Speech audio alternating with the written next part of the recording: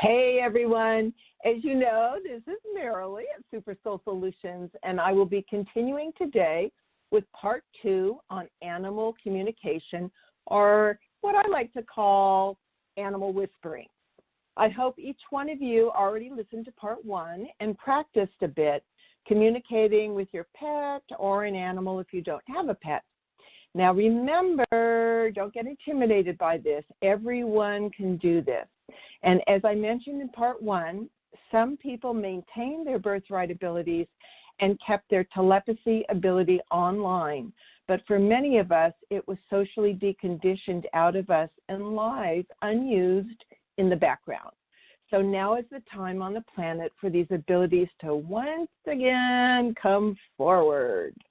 And I'm sure many of you do some kind of meditation or mindfulness practice or tuning inward, some kind of practice tuning inward, right? Well, think of animal communication as practicing tuning outward towards nature or your pet to see what you receive or what you sense or what you feel. And for a few of you, thoughts will pop into your head and you may hear thoughts. We all visually pay attention to, of course, to, what our animal's body language is conveying. That's an important point as well. And for you empaths out there, which I know there are a lot, this can be fairly easy since you are very good at picking up impressions and feelings from other people and probably, in fact, sometimes get overwhelmed by all that input. And an example of where we all do this, we all pick up information would be like, say, at a social situation at a party when you don't know many people. I know I get awkward when there's a lot of people at a party that I don't know.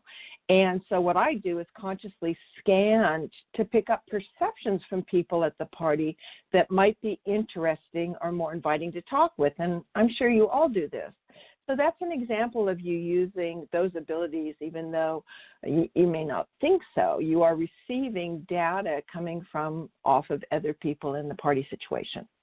So with practiced animal communicators, some animals can actually, believe it or not, even invite you into their minds and show you their feelings and actual scenes of what happened to them that upset them or made them happy. Some animals will even show you, say, scenes from their previous life, because just like with people, many of the things that are triggering people right now, okay, are often traumas we went through in our most recent past life, if you will. Yet, you may not be consciously aware of that. So, you can certainly start animal communicating using your imagination first. I did, for sure. So you can imagine soaring like a bird or swimming and jumping like a dolphin or basking in the sun like a lizard, soaking up the heat. And you can just see what are the feelings and thoughts you are sensing. Contentment, joy, freedom. Just start with something like that. The major thing is to be explorative and sincere. And I like to enter animal communication with relaxed, childlike wonder. Remember that telepathy is a natural form of mental and emotional communication and can more accurately be called telempathy, because being in a state of love and harmonizing with another is what allows it to occur. So it is a natural state of being that we all need to kind of reignite. I did mention briefly in part 1 the importance of resonance in everything we are and how we communicate. And for those of you that have done a little studying on ongoing quantum physics, their findings validate what many of us have known or felt spiritually for a long time, and that is the connecting consciousness field is everywhere and every when. It connects everything as one. This networking web of communication enables us to communicate telepathically from one soul to another instantaneously. And yes, animals have soul, and yes, animals know their life purpose. In fact, they know yours also. How cool is that? So we all do this with or without having a human or animal body, both in body and out of body. It is natural to speak soul to soul. So this is how an animal communicator that, say, you have contacted for help with your pet who lives thousands of miles away can communicate with your pet sitting next to you on your couch. The communicator just has to dial in to your pet's specific frequency, which is always unique, a signature resonance, if you will, just like you all have to tune into this specific radio station to be able to hear this show now. It's also why mothers and sometimes fathers, of course, know or sense when their child is in trouble. Same principle, having to do with the quantum field of collective consciousness. So our collective consciousness determines our reality, in fact. So one beautiful example of one consciousness made up of multiple individuals is if you ever watched a flock of starlings fly, and it's called murmur, M-U-R, M-U-R, and synchronistic perfection with each other without ever crashing into one another. That is like all these individuals working connected up. So also you've seen it with a huge school of fish where they all turn around at the exact same second. So the other interesting thing that I just found out, actually, as I was going over experiments in quantum science, the recent ones, they discovered that no two people ever see reality exactly the same, which can be a source of frustration, but that's also the point, maximum diversity. So knowing this requires two things to focus on when engaging with people and especially with animals. And that approach is collaboration and respectful partnership. This is, of course, an important theme to focus on at this time on the planet with one another as well.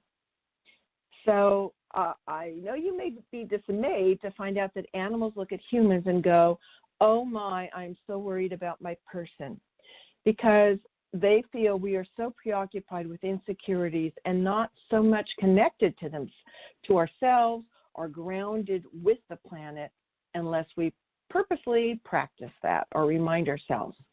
Animals indeed serve as a mirror for us, just like people in your life do.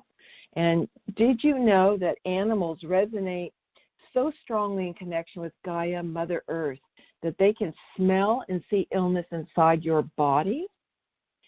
One of the facilities that I've been to, Pine Street Clinic, an acupuncture place where I live, they utilize apricot poodles to smell the breath of clients, and they can determine and predict lung cancer and other kinds of cancer.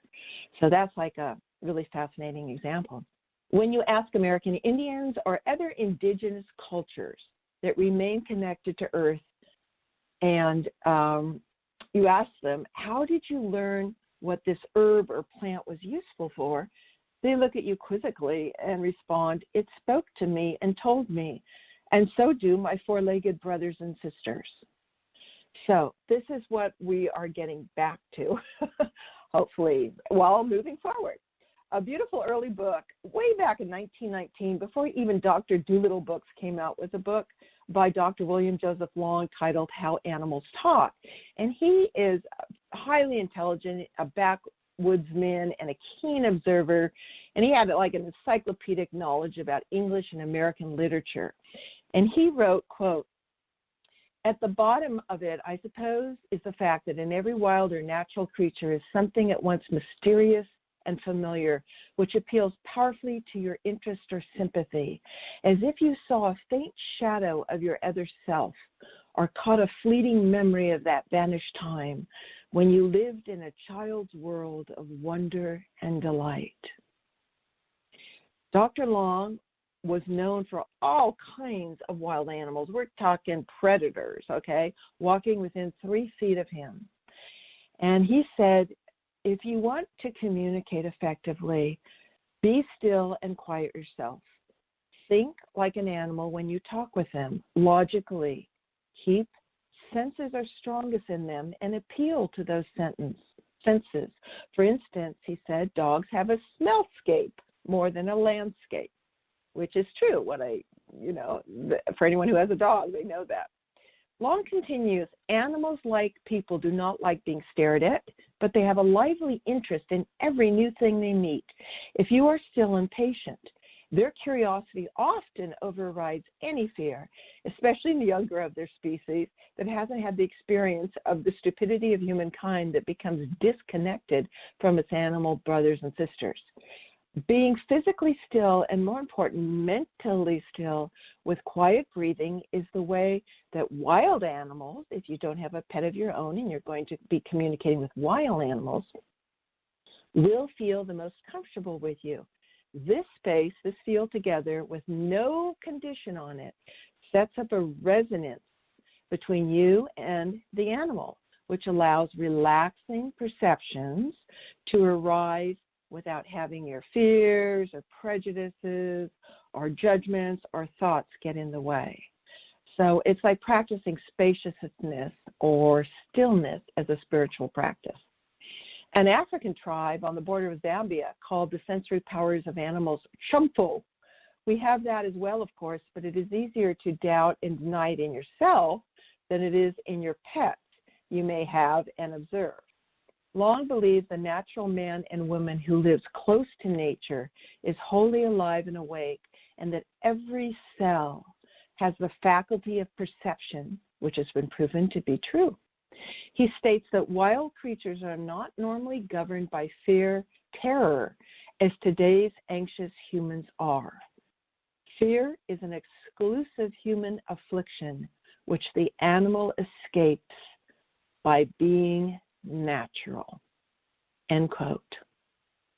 So please remember, everyone, as you're playing and experimenting with telepathy with your animal friends, that it is a natural state of being, okay?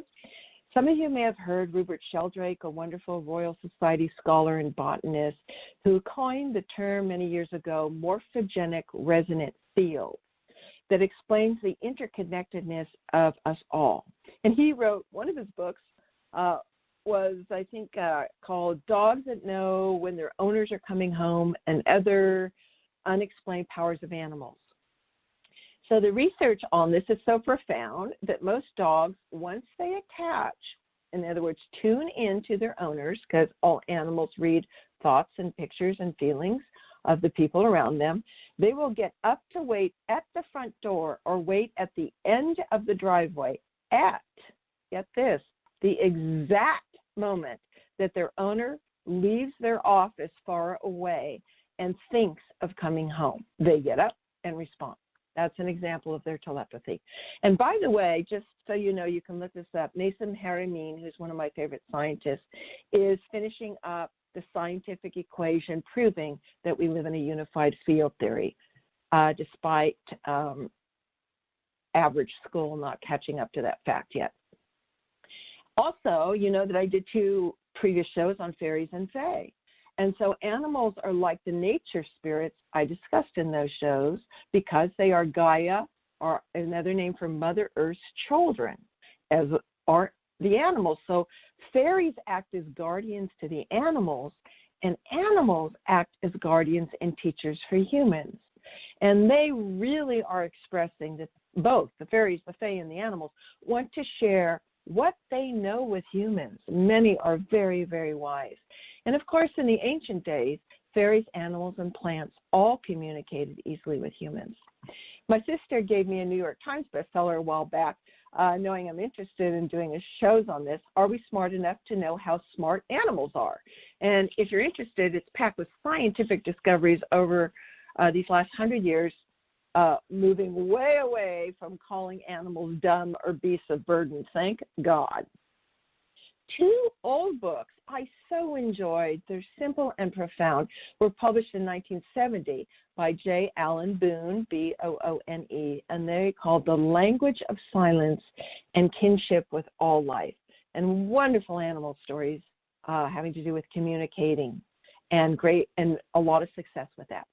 So the first story I want to share with you today is from one of my favorite longtime pioneering animal communicators from Manhattan Beach, California, named Samantha Curry. She may well be retired right now, and she sought the comfort of animals when young. This is what she has to teach. I I'm going to use her words directly because she is so practiced and is very humble and sweet. Samantha Curry says, as I was learning, I was often not sure. As I worked more with communicating telepathically, I developed a sense when I was receiving something accurately and when it was mixed up with my own stuff. For instance, for me to receive information clearly from Diana, a client's cat, I had to consciously slow down my mind, inwardly create a receptive open space, and then focus my awareness on Diana.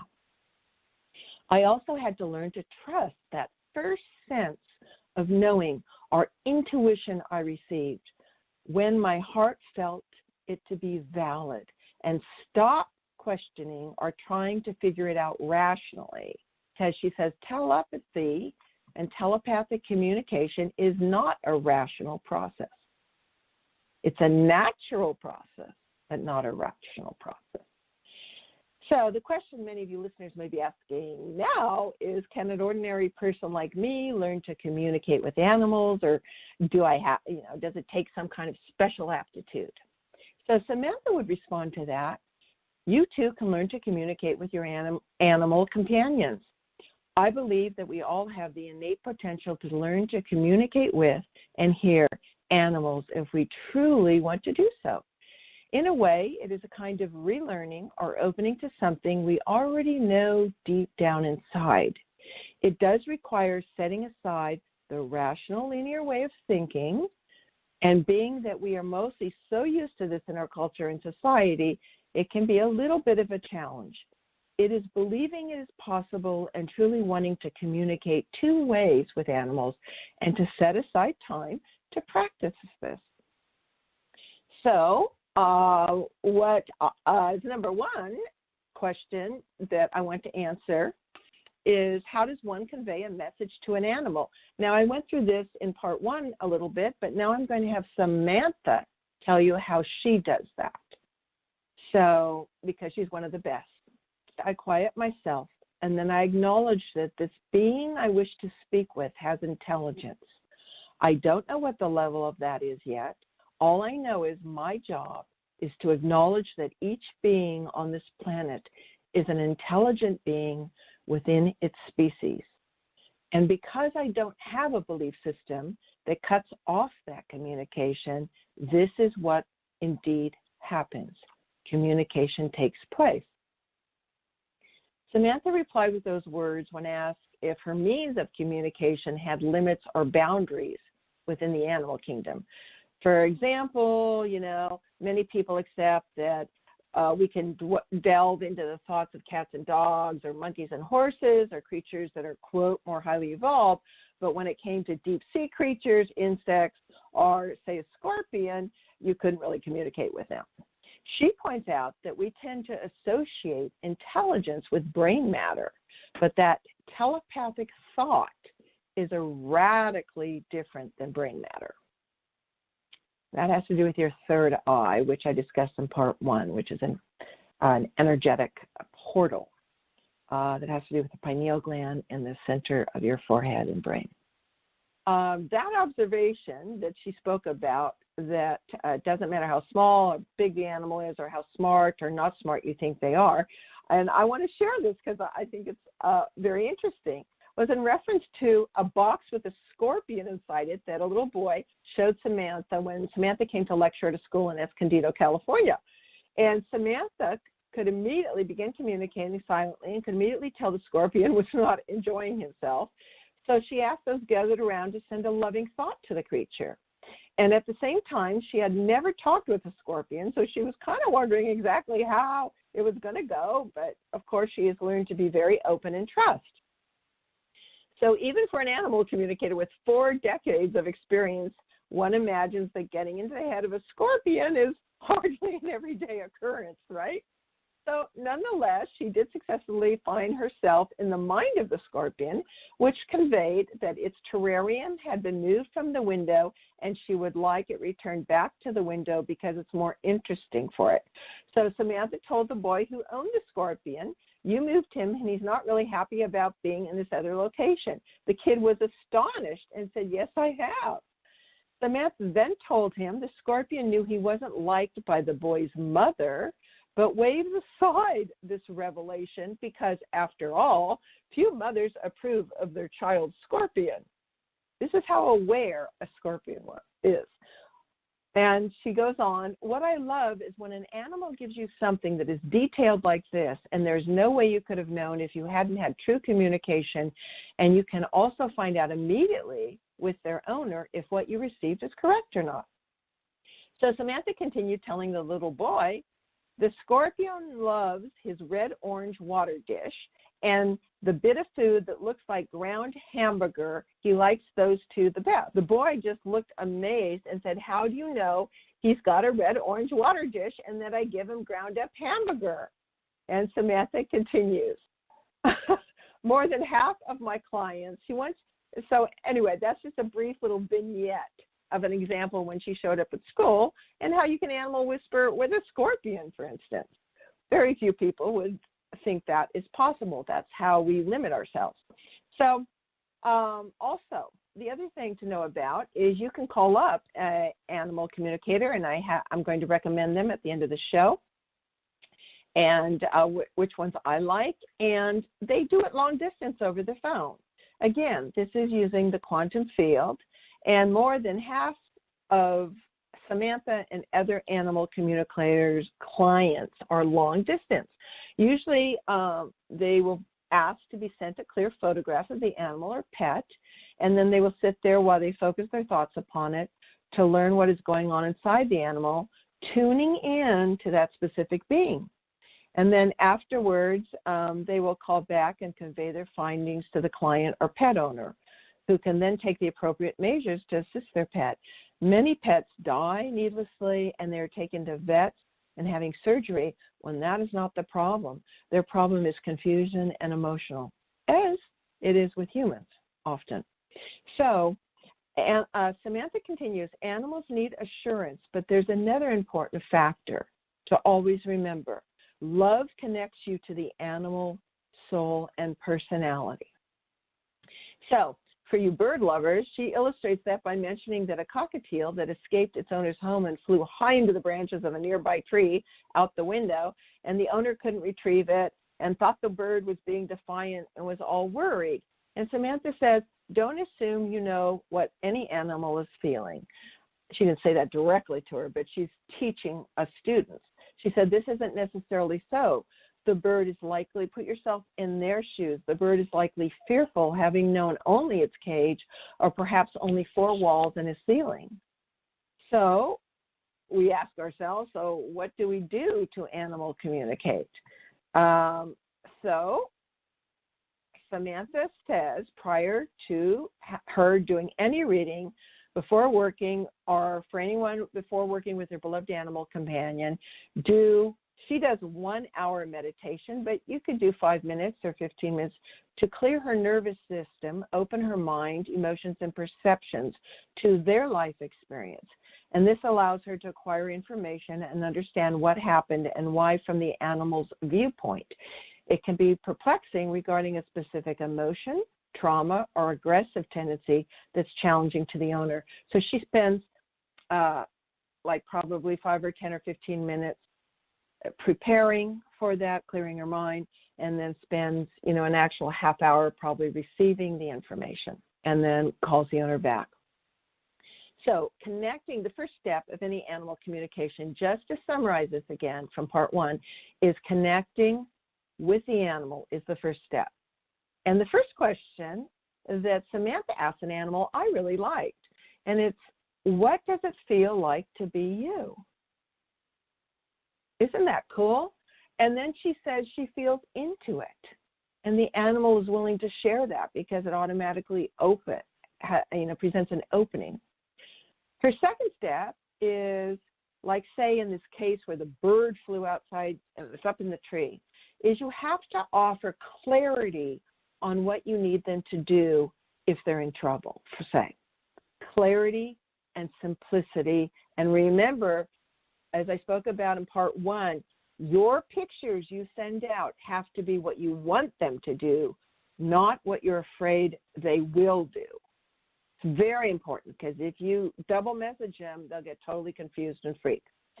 So the best thing to do for the sex pet is you give an animal that is in that situation, like the cockatiel, an alternative behavior option, okay, like another choice or how it can get down the tree. So commonly a pet exhibits what we call bad behaviors, such as soiling the carpet or chewing pillows, right?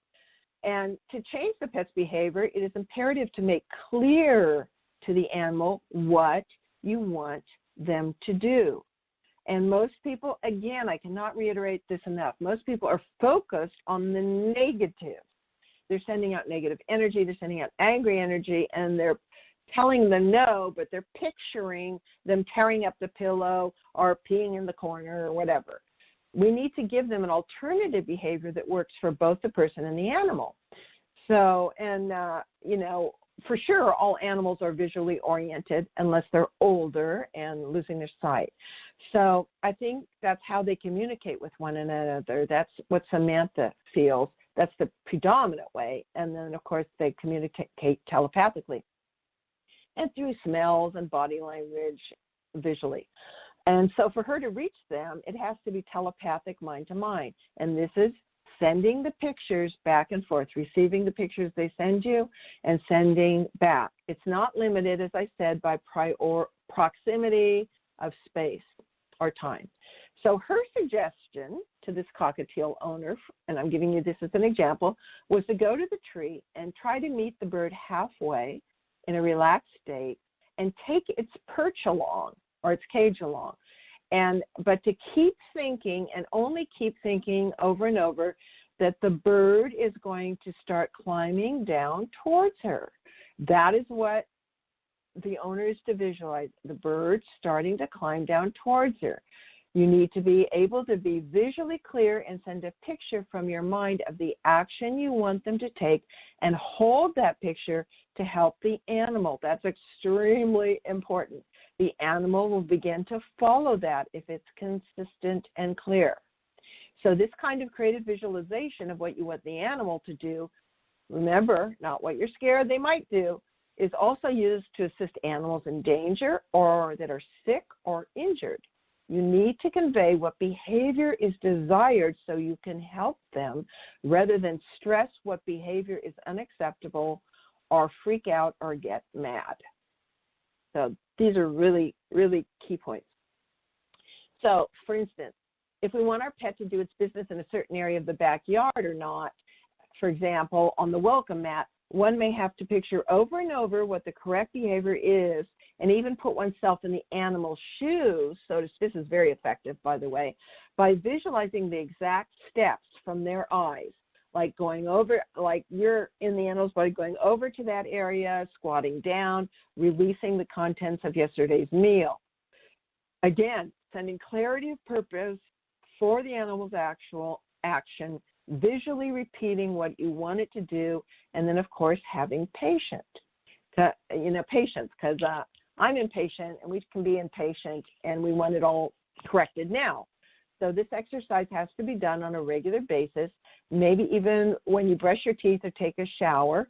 You just go, think about Rover. You just send the picture, Rover going outside and pooping and peeing in the specific desired location. And you can say the specific animal's name too. That's important also. And keep doing it and then relax about it. So, this works for so many things, not just animal communication. And the animal will begin to consider that, to keep receiving those consistent thoughts from you. And most animals really do want to please. But it is not normal for them to have to pee in only one area. So they are having to learn how to do this. Also, remember, avoid mentally dwelling on old behavior. Again, for the reason that that doing so could negate what you're trying to replace it with. So don't get impatient showing the positive behavior, and then you can reward them with pets and love or whatever. So she even goes as far as she pictures the dog a few years in the future going to the space to poop and that she's telling her next door neighbor how proud she is of him and how and explains how she corrected the problem, which is also sharing the power of animal whispering. So that's how powerful this is. So I know I just mentioned Samantha's experience with a very small scorpion with very accurate communication. How about talking with one of the largest animals in the world? And this is one of my favorite stories. And before I share that, I want to cover just a few more questions that I promised to answer. And I had someone write in here. So animal communicators during the session, if I wasn't clear, when you call an animal communicator, you're in a session with them. Their thing is at the root of every problem is a causal factor that masks some type of fear, just like with humans. The physical response your animal's expressing is his or her outward display of a decision they made to feel safe, just like with humans. By feeling their imprinted memory of the original situation, the root cause which created their fear or bad behavior, I help the animal become free of that fear or trauma. So especially if your animal was a rescue, they probably had an initial experience that they can send you the picture or imprinted memory of us so you can understand that. And then as a communicator, you help them move through that and reinforce that that will never happen with you. You are a different person, and that is in the past. And so the last step engages both owner and animal, creating a new positive interaction with each other, rather than the animal just being on automatic with its tapes going over and over and over or based on fear, which is what humans do, instead of, having authentic thought and reframing and no longer just being triggered by old things. So an example could be, you tell me your dog doesn't want to jump into the car. He cowers, shakes, or pees just seeing the car door open. So not getting into the car is your dog's decision to feel safe. So what someone like Samantha would do is she will see in her mind over and over him jumping into the car. And this unpleasant visual action makes the dog, the dog nervous. His emotion will surface, and the animal communicator gets a visual and emotional glimpse into the event, the first event that caused him to feel fearful, which usually something went on. Then their job, the animal communicator's job, is to give the dog an understanding why that event won't happen again and to reassure them. And by showing them a new physical action that they can do to feel safe now jumping into the car.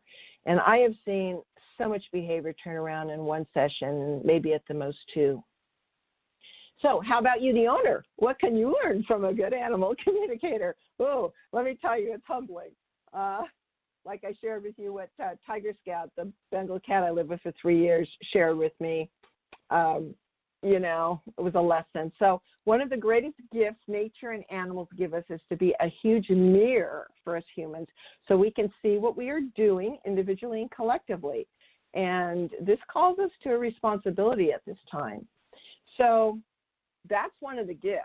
And the animal communicator will say he's having a hard time with you, or you're feeling nervous, or he picks up your fear and he's processing it himself, or, all those kind of things.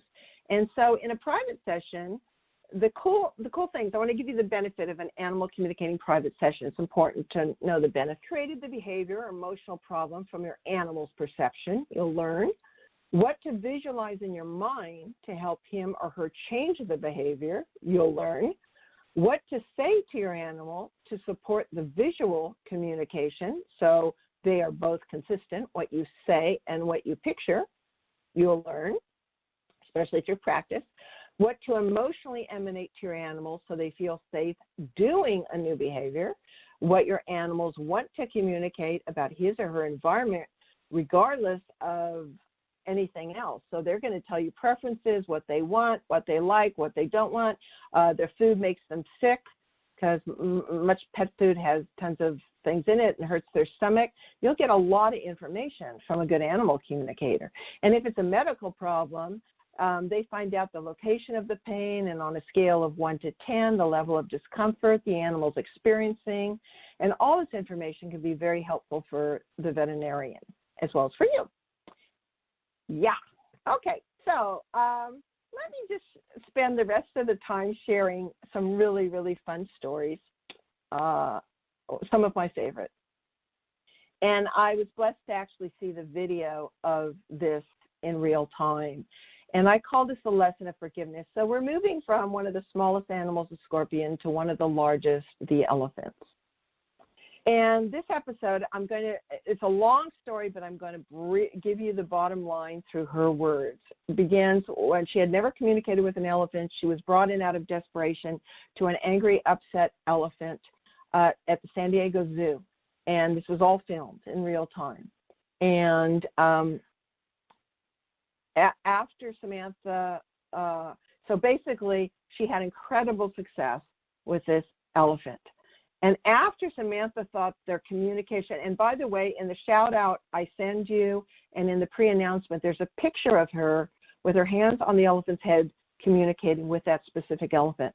So you might want to email me with your email. I do not misuse it, but this way you get the corresponding photographs, which are very profound. I think pictures are really important to me, and photos of what we will be discussing in each show. So if you go back to the radio page, you will see her doing this. And so she thought their communication was finished after, I think it was 30 minutes, a half hour or something. So she started to back away. And she says, quote, "The beautiful elephant followed me and hit me twice on my side with her trunk. So the keepers, who are freaking out, stay back." And she says, no, she's not going to hurt me. And she said, "I told the elephant keeper, it's okay, she has something to say." And she's telling me that I rudely walked away and that she wasn't finished. So Samantha said, I'm to the elephant, through telepathy, "I'm devastated that I did that my behavior did that, and I apologize to you for what I have done." What happened next was profound. Without missing a beat, that elephant, makes me cry, bowed down on her knees and placed her head on the ground in front of Samantha. Samantha said, "I knew she was bowing before me because I apologized to her. Told me she's 75 years old and that I am the first human who had ever acknowledged that she was intelligent or apologized for their nasty behavior and disrespect towards her." Crying, Samantha put her arms around the elephant, and the elephant took Samantha by sending her pictures in her mind to a world that we as a human species haven't reached yet, in understanding the importance of forgiveness. The elephant, after 75 years of mistreatment and all kinds of things, surrendered in an instant all resentment right then and there. Whew. Humans always hold on to some little part of it, resentment, don't we?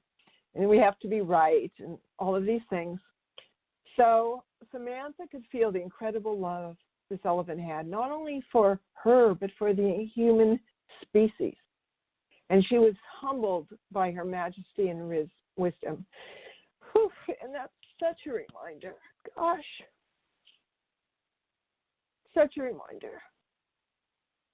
So after the elephant stood up, Samantha asked her what she wanted to communicate. And it turned out if there anything else she wanted to communicate before she leaves. And it turned out to be that her feet were hurting badly, and she hadn't allowed, she had actually thrown the elephant keeper. She was such in pain and so upset. And the keepers were stunned to hear that her feet were hurting.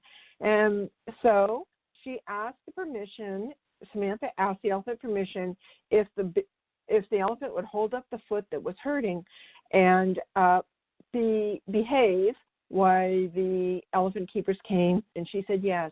And the foot was all bloody and had an infection and everything else. I have this all on video. I saw it in real time. And they were able to bandage her sore foot. So hopefully you watched Anna Brettenbach's video on YouTube on animal communication with Diablo, a black panther, because both this black panther and this elephant are communicating the exact same thing to the human race, that they have never been respected, that this is their first time anyone has ever listened to them, been intelligent enough to talk to them, and cares. And they completely, including this black panther, you must see this if you haven't. If you're a skeptic at all, it will turn you around. It's 12 minutes long, the YouTube, and turned their behavior around in 2 minutes. I mean, I wish I could do that. Working on it, right? So another story. Let me share one, which is also equally profound. And this is again with the Bengal cat, Tiger Scout, that was my roommate for 3 years. And being wild, he hated vets, of course, and would nonstop yell when I took him to the vet office because I noticed 2 pink pulse-sized growths growing fast on its haunches. And it ended up being a virulent form of fast-growing cancer. And that the body in its wisdom had encapsulated, but still was pretty virulent. The vet said that the only other time he had seen this was on another Bengal, which is interesting, probably too much hybrid breeding or something, who died from it and bone cancer. So I contacted one of my most powerful intuitive healer friends. I'm blessed to have quite a few of them, named George. And he tuned in and said, I said, what's the cause of cancer? Is it anything that I'm doing? He said, no, the neighbor who talked you into taking cancer because she has 2 cats of her own and agreed to help, take care of him, but that he needed a home. And he said she's well-intentioned and a bit neurotic and has a lot of negative fear and energy. And George said Tiger Scout absorbed and transmuted that for her. And because she loved him very much too. And that was the cause of his cancer. And I have heard this from at least 9 other animals that I know about, that they took on the neurosis, the hurt, the pain, the this, the that, the fear, which they normally don't have unless they've been abused or rescued. They took that on even with neighbors, okay, to assist them in service. So this is one of the ways animals serve humans and evolve themselves. So I had contacted a woman here called Dr. Jerry Ryan, where I live in California, an animal communicator, and she communicates on business. How she does it is she pretends she's me, and I had Tiger Scout just quietly in front of me in the fireplace. And because this was serious, this was about asking him how he wants to go, cross over, what people call die. And so she asked questions where I told her. Then we hang up the phone, I sit quietly, and she pretends she's me when she's sending the communication to Ryan, even though she's to the communication to Tiger Scout, even though she's miles away. So the whole time he's sitting in front of the fire, his eyes are wide open, you don't let the animal sleep, and he didn't move. And he was just looking at me, and I was looking at him because he assumed I was communicating with him telepathically. So this is so beautiful, I just need to share with you. So I was asking him how he wanted to transition. And so she asked him, Tiger Scout, you have gotten something called cancer, and there's a good chance that this may transition you out of your body. Tiger Scout responded, I thought that might be so. Sometimes I look at food and can't eat because I feel nauseated. Other times I'm really hungry and can't get enough. So Tiger said, I am sorry that I make messes, but I get a shooting pain in my poop tube. So they have different names. They make up their own names for things. And then it just squirts out, and I can't always control it or know when it's going to happen. Sometimes I'm in a lot of pain, but I can handle it, and I'm not ready to go yet. She asked him, do you know about the other side, what people call heaven, Tiger? He responded, oh, yes, I know about that, and I can remember other lives I have had before this one. What you call heaven is loving and fun, but it's not yet time for me to go.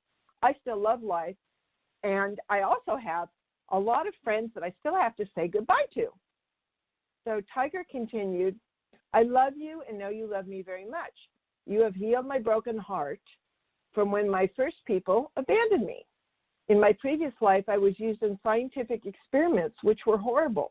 So your care and love have helped to heal me. So here comes the real thing. Please don't worry, Merrily. You are worried, and that is not like you. I responded, yes, Tiger, I do love you very much, and I almost had a vet come to home euthanize you. So you need to make really clear to me if the pain gets too bad.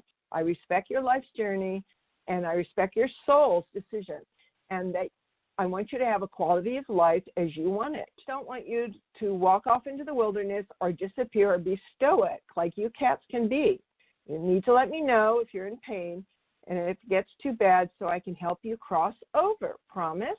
He said, what do you mean help me cross over? And I said, well, again, Dr. Jerry Ryan said this, pretending she was me. Well, I can have another kind human doctor come over to the house while you're on my lap and give you 2 shots that poke you a little but will not hurt. The first one puts you quickly to sleep permanently. And, of course, they're sending strong pictures of all this while they're saying this slowly. And the second one helps you to pop out of your body to the other side. So you continue on in your energetic astral form. You can stay comfortably here at home on my lap the whole time if you wish and do not have to go to the vet. He says, ooh, that sounds good. I've never had that before. I promise to let you know, and you have already told me to let you know before. Don't worry, Merrily. You have forgotten. And I said, forgotten what, Tiger? Tiger responded, you have forgotten that worry is when you are not safe and you're speechless and humbled. I eventually responded back, oh, wise one, thank you for that reminder. And you are so right.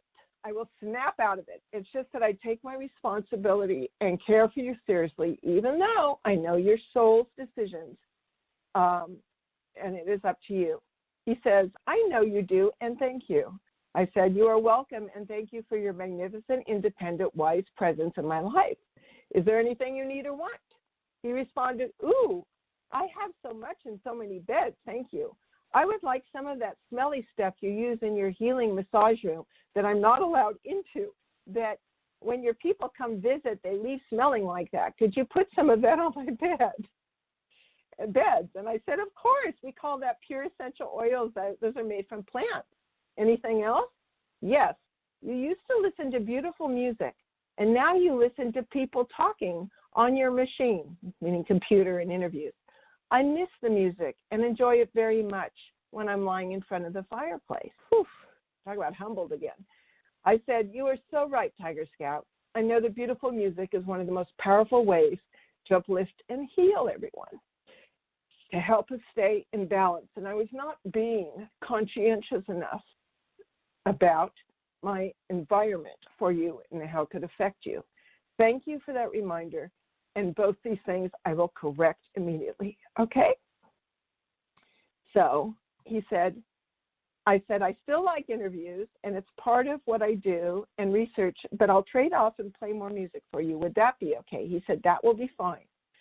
I said, thank you. He said, you're welcome. And I said, I feel much better. He said, good. I'm going out to play. So that is an example of and then the interesting thing here, where I knew all that was authentic, but I didn't know any of this until she ended, and the reading was supposed to be a half hour, so I'm letting you know what to expect, and it went on an hour, so I was just still staring at, being peaceful with an empty mind, staring at Tiger, and After an hour, he immediately got up. He came over on my lap, went up to my face, and licked it. He had never done that in the 3 years. At that exact moment, the phone rang, and it was Dr. Jerry Ryan. And she said, we have completed our communication. And she gave me this whole story. She said, he's a very talkative cat. So that's an example of kind of like, moving through different things. And I want to have time to give you a couple names. So I have a choice that I can either just replay one of my old shows, or I might continue with part 3 and just share beautiful animal stories of animal communication with you all on Thanksgiving. Because I know some of you may be alone, some of you are sequestered, and I think it might be a cozy, really beautiful thing to do. And also, if the family has a chance to sit around and listen to just stories, because everyone loves heartwarming stories, that presents a beautiful conversation possibility of opening up to greater awareness. So I'm thinking of doing that. And let me know at Merrily at Super Soul Solutions if any of you would be interested in that. Okay? So anyway, you might want to get a pen and write these down, or you can go on my archives on the News for the Soul, Super Soul Solutions page, and you can move. This will be up within 24 hours, and you can move it to the end. Because now these people, not all of them, are in my neck of the woods in California. But again, it really doesn't matter for the really good ones. The one I shared with you today is www.samanthacury.com. I believe she's now retired, but she has excellent things on her website. She was in LA. One of the first originals here, where I live in my neck of the woods, is called Penelope Smith. Hers is www.animaltalk.net. And Penelope feels also that the sacred connection we make through telepathic communication with other species is essential for our own human wholeness. And that everyone, she's taught classes, I sent clients of mine to her, and that everyone is born with the power to communicate with other species. Although it has been long lost and not used, we can regain it for the benefit of all beings on earth. Okay? And so you'll find her.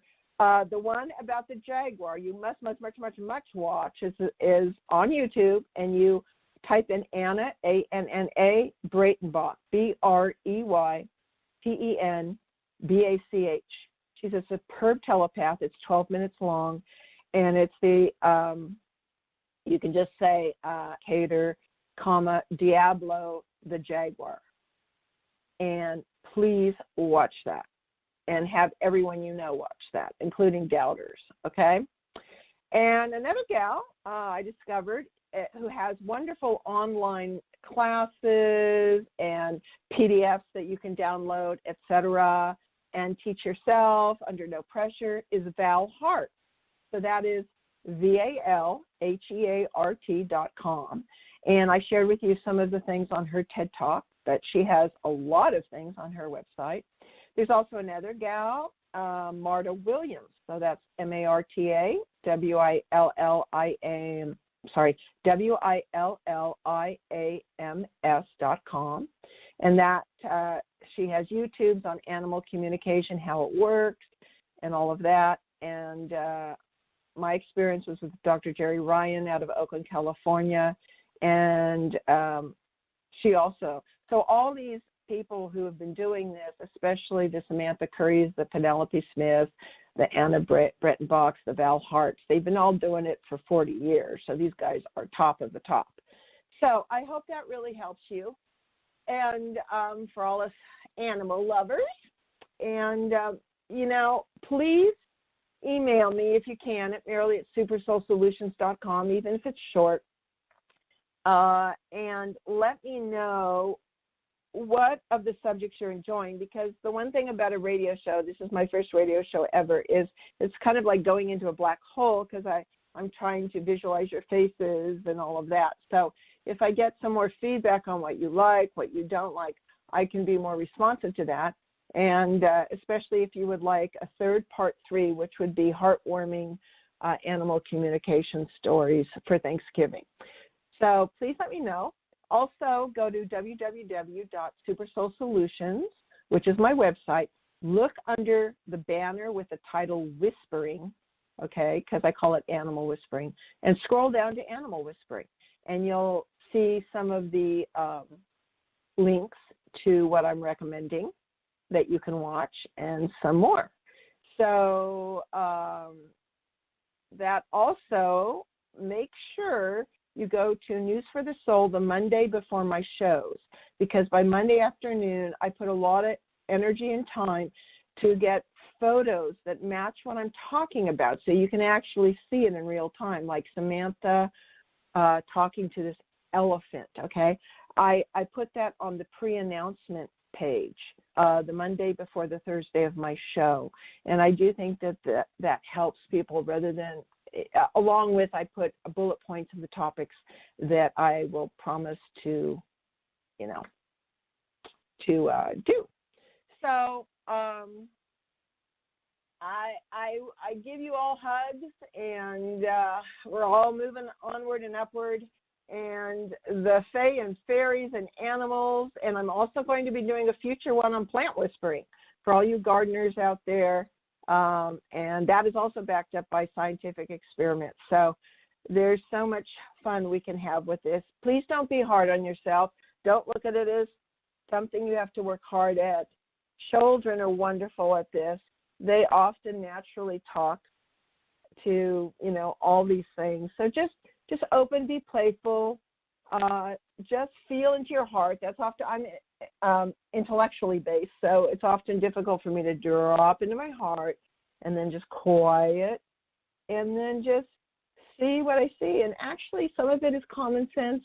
And then as I slowly get better over time, because I wasn't a natural at this at all, so I slowly get better over time, I get more specifics, and that's very, very rewarding, as it is with any relationship. So blessings to you all, and maybe we'll be seeing you in 2 weeks on Thanksgiving. We have much to be grateful for. Take care. Bye-bye.